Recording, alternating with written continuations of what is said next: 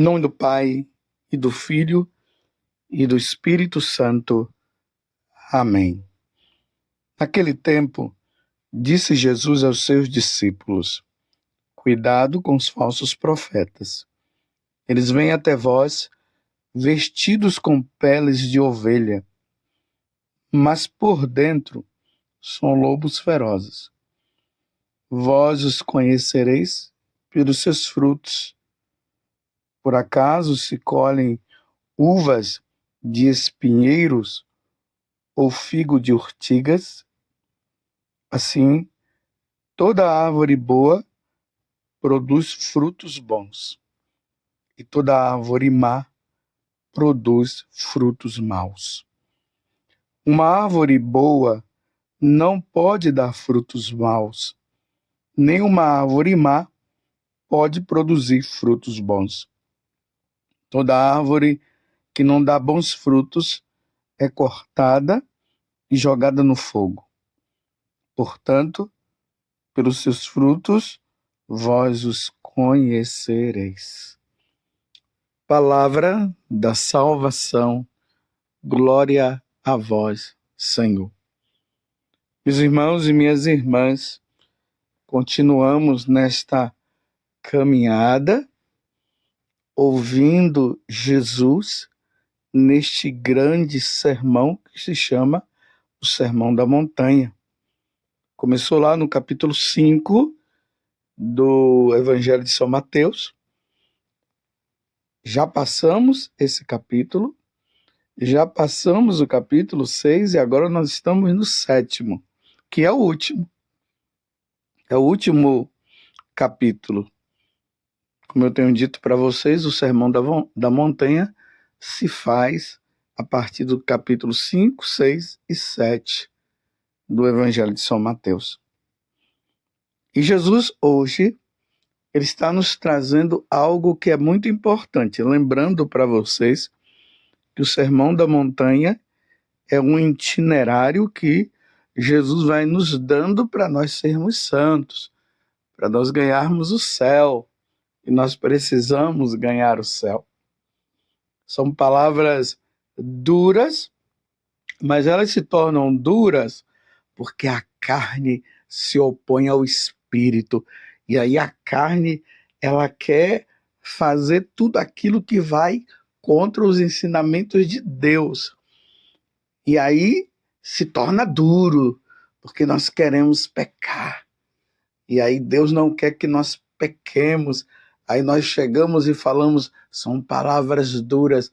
Mas na verdade, meus irmãos, não são palavras duras. São palavras que salvam. Se lembram quando Jesus falou lá da questão do adultério? Que o adultério não consiste somente quando um homem e uma mulher violam o sacramento do matrimônio, ali os dois se unem, né? O homem que é casado deixa a esposa e vai sair com uma outra mulher, ou vice-versa. Aí Jesus, ele é mais firme, ele diz não somente quando se faz isso, mas quando se concebe na mente já adulterou. Aí aqueles que não querem viver a santidade, que não querem viver a vida com Deus, vai dizer o quê? É duro, mas não é duro, não é dura essa passagem. Ela nos salva, porque se nós nos iludirmos e fazermos essas coisas, nós vamos nos perder. E hoje, como eu ia falando, estamos no capítulo 7, do versículo 15 até o 20 do Evangelho de São Mateus, a continuação deste grande sermão. E Jesus agora nos alerta a respeito dos falsos profetas. Então significa que existe os verdadeiros profetas e há também os falsos profetas. Já no Antigo Testamento, no livro de Jeremias, Ezequiel, nós vemos Deus ali nos alertando a respeito desses falsos profetas. E quem são os falsos profetas? são aqueles que ensinam errado. São aqueles que não estão com Deus. E eles se dizem ser profetas, mas eles acabam por não ser. E eles usam palavras boas, palavras que ajudam as pessoas a caminhar no pecado. São aqueles que nos púlpitos, para eles, nada é pecado mais.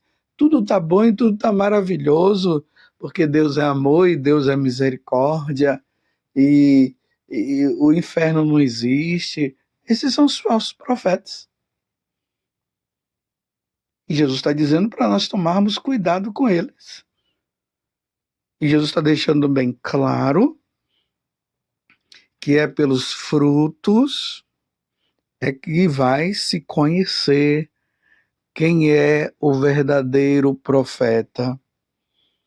Então, para nós distinguirmos um falso profeta de um verdadeiro profeta, é só ver o que sai da boca deles e o que eles ensinam. Jesus, muitas vezes, ele fala isso. A boca fala daquilo que o coração está cheio. O coração do falso profeta está cheio de mentiras. Por isso ele vai só falar mentiras. O verdadeiro profeta, o coração está cheio de verdades. E ele vai sempre falar a verdade. É simples assim. Mas, para que um católico possa distinguir o falso profeta do bom profeta, do verdadeiro profeta, é preciso que nós também tenhamos uma base dos ensinamentos da igreja, dos ensinamentos dos evangelhos. Porque se nós não tivermos esta base, nós seremos conduzidos facilmente pelo profeta, pelo falso profeta. Então eu sempre recomendo, não somente eu, como muitos sacerdotes e bispos têm recomendado, estudem a doutrina da Igreja Católica. Estudem o catecismo. Por sinal, eu até te pergunto, você já tem o seu catecismo? O catecismo da Igreja Católica? Você tem a Sagrada Escritura em casa? Você tem a vida, o livro, vários livros das vidas dos santos? Você tem os livros que falam dos santos padres, Santo Agostinho, São João Crisóstomo, Santo Irineu, e assim por diante.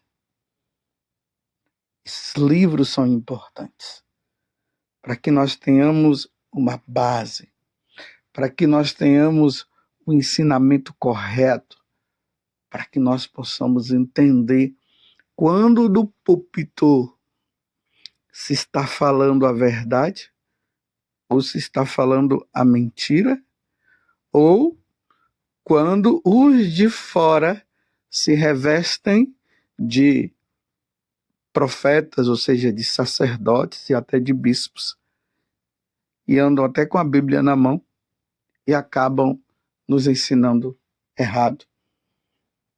E é tão sutil, meus irmãos, aquilo que eles falam, que se nós não tivermos o verdadeiro ensinamento, nós nos deixamos levar.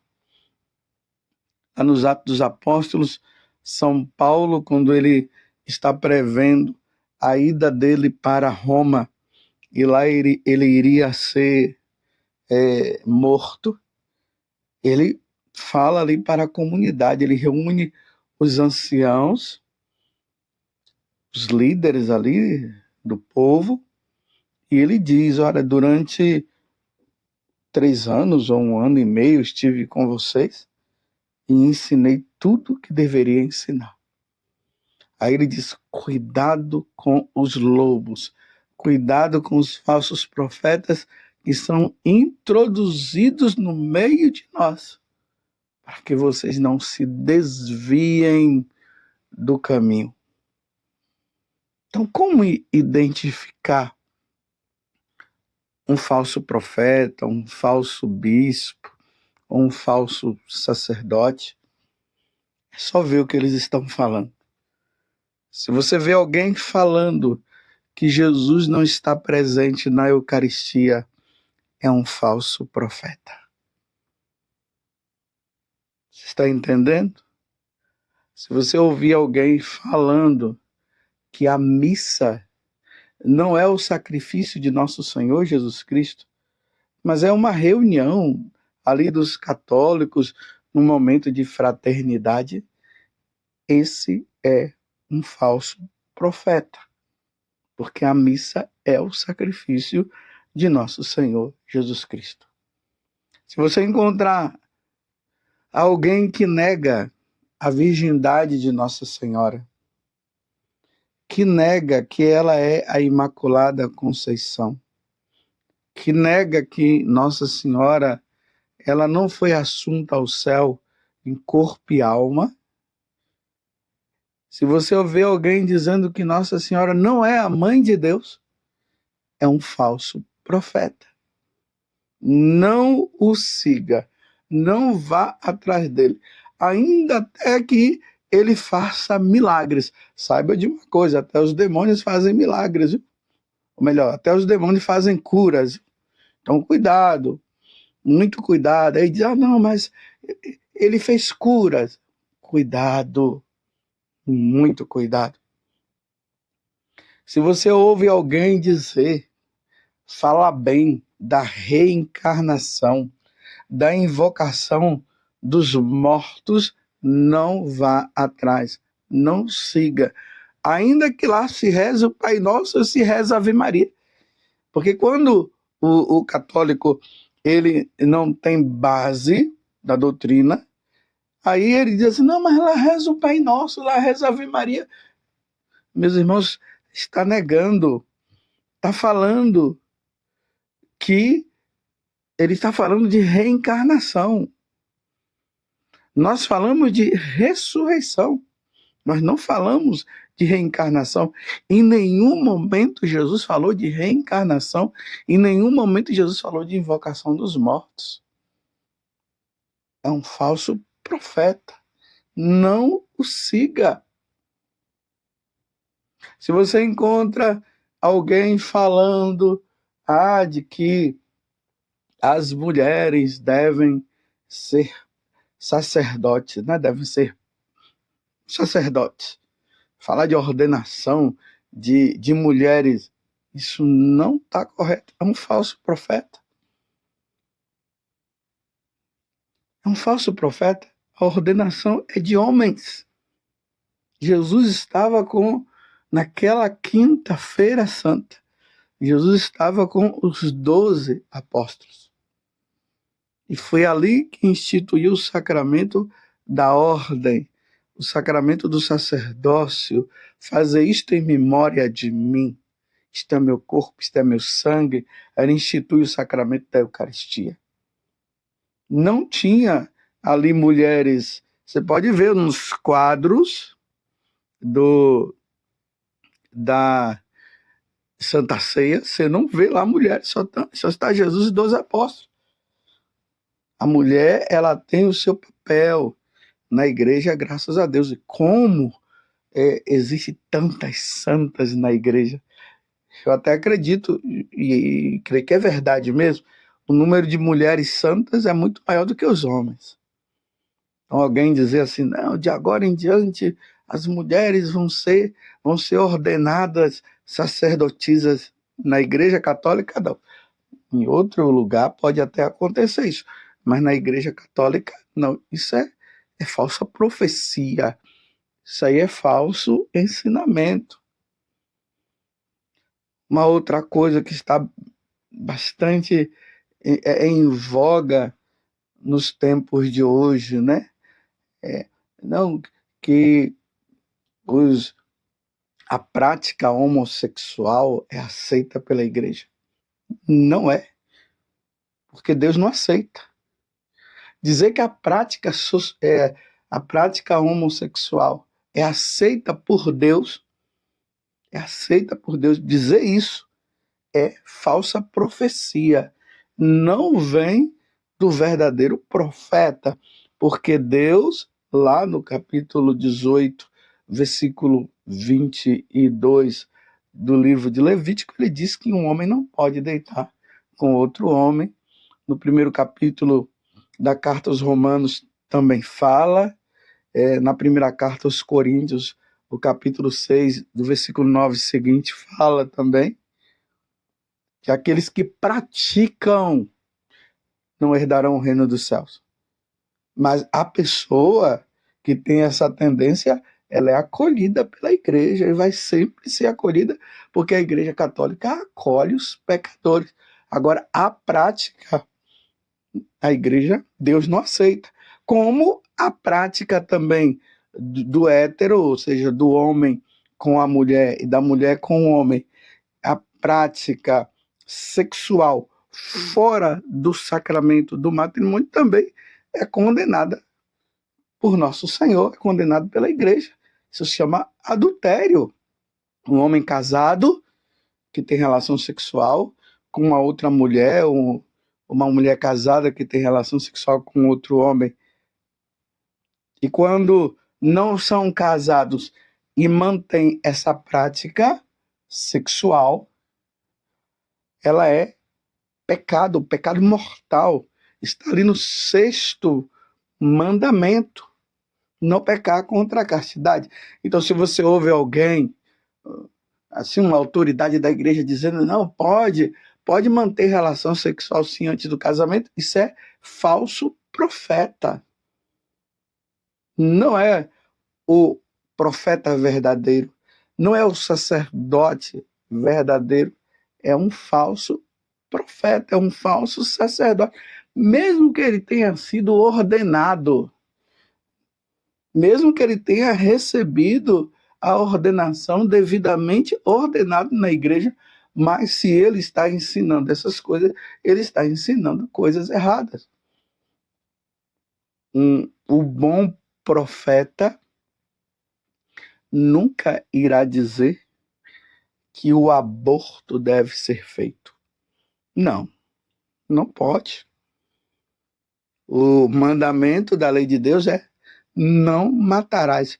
Deus não disse assim até determinada fase, não é considerado um ser, uma pessoa, só a partir de tal semana. Não está escrito lá. Foi concebido no seio materno, já é um ser, já está ali, é vida que está ali. E o mandamento é não matarás. Se alguém da igreja estiver dizendo que pode, é um falso profeta, não siga, porque nosso Senhor não falou isso. O Salmo 138 ou 139 é belíssimo esse salmo, como ele é bonito, como diz, Deus já me formou no seio materno. Que coisa linda. Fomos criados por Deus. Você está entendendo? Precisamos ter esse tino, meus irmãos.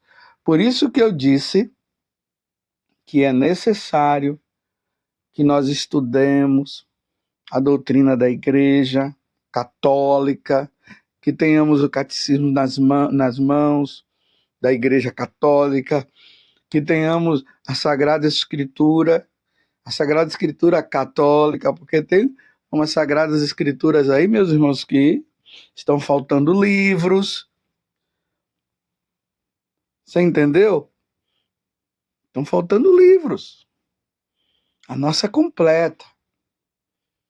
Então, tomar cuidado com aquelas pessoas que têm uma forma de manipulação, conseguem manipular. Até a Sagrada Escritura consegue manipular.